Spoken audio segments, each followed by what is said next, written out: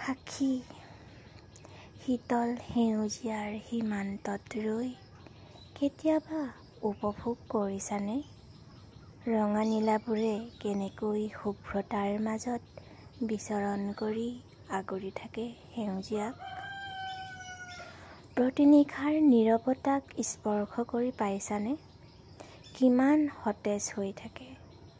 সঁচাই বৰ সৰল সেই পাহাৰৰ সীমনা, জোনাকত নীৰৱতাৰ মাদকতা, যাৰ বুকুত উমলে অলেখ উদাসী মন। ৰচনা হয় নতুন কাহিনী আৰু জীৱনৰ নতুন ঠিকনা।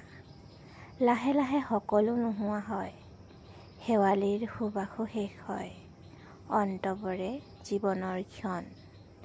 সাক্ষী হৈ ৰয় মাথো আমাৰ জীৱন।